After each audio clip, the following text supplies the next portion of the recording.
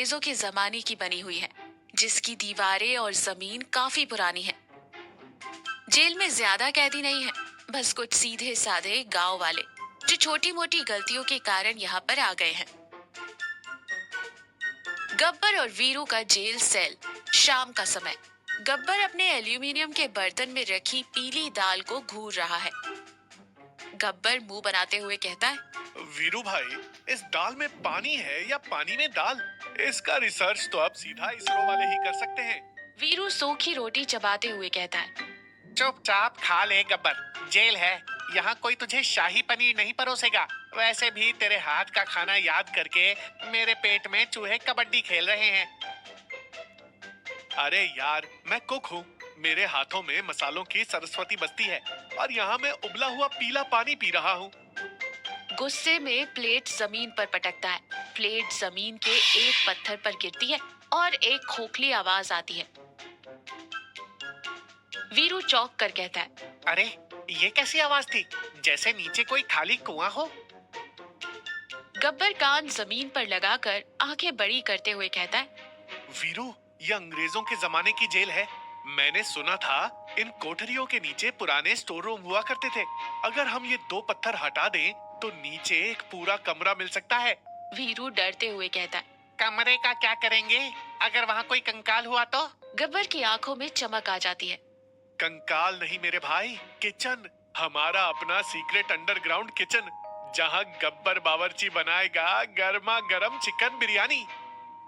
गब्बर और वीरू ने चम्मच और टूटे हुए मग्गे से रात भर खुदाई करके जमीन के दो पत्थर हटा दिए हैं, लेकिन अंदर बहुत सारी मिट्टी जमा हो गई है। वीरू पसीना पोंछते हुए, गब्बर, नीचे कमरा तो मिल गया, पर इस मिट्टी को कहाँ छुपाएं? पिंटू ने देख लिया तो हमें इसी गड्ढे में गाड़ देगा। अपनी जेबें और शर्ट के अंदर भर ले, सुबह वॉकिंग के टाइम ग्राउंड में छोड़ देंगे। सुबह का समय। गब्बर और वीरू दोनों अपनी जेबों में मिट्टी भरकर बहुत भारी कदमों से पैरों को चौड़ा करके चल रहे हैं। पिंटू शक की निगाह से देखते हुए, ओए, तुम दोनों पेंगुइन की तरह क्यों चल रहे हो बे? क्या छुपाया है अंदर? वीरू के तो जैसे प्राण ही सूख गए थे। उसकी पैंट की जेब से थोड़ी सी मिट्टी नीचे गिर जाती है। गब्बर तुरंत वीरू के पैर पर लात मारकर उसे कवर करता है। वो नसों में खिंचाव आ गया है सर। कल वो पानी वाली दाल खाकर वीरू को लूज मोशन लग गए हैं, इसलिए ऐसे चल रहा है। पिंटू नाक बंद करके घिनौना सा मुंह बनाता है। छी छी मनहूसो, जाओ यहाँ से, मेरी आंखों के सामने मत आना। दोनों जान बची तो लाखों पाए सोचकर ग्राउंड में जाते हैं और मिट्टी झाड़ियों में फेंक देते हैं। तीसरा दिन। सेल की खिड़की के पास भैरवी बाहर झाड़ू लगा रही है। गब्बर फुसफुसाते हुए कहता है, भैरवी जी, ओ भैरवी जी।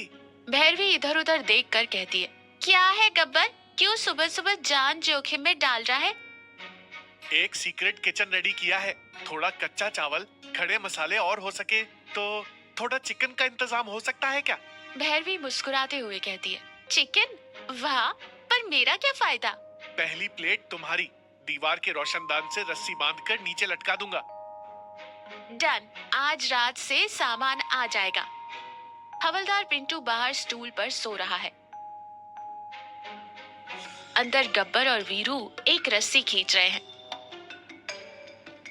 भैरवी बाहर से एक एक करके छोटे पैकेट बांध रही है। आखिर में उसने चिकन का पैकेट बांधा। वीरू रस्सी खींचते हुए कहता है, भाई, चिकन का पैकेट आ रहा है, ध्यान से खींच। चिकन का पैकेट रोशनदान तक आ जाता है। तभी अचानक कहीं से एक बड़ी काली बिल्ली आती है और खिड़की पर बैठकर उस पैकेट को मुंह से दबा लेती है। वीरू घबराकर फुसफुसाते हुए कहता है, अरे काली बिल्ली, ये तो अपशकुन है गब्बर। गब्बर दांत पीसते हुए रस्सी अपनी तरफ खींचता है। अब शकुन गया भाड़ में, पहले मेरा चिकन छोड़।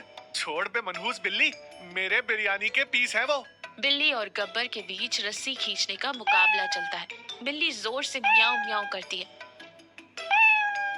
बाहर सो रहा पिंटू चौंक कर उठ जाता है। पिंटू बंदूक तान कर कहता है, कौन है बे? कौन चिल्ला रहा है? पिंटू चलते हुए गब्बर के सेल की तरफ आ रहा है। कदमों की आवाज करीब आ रही है।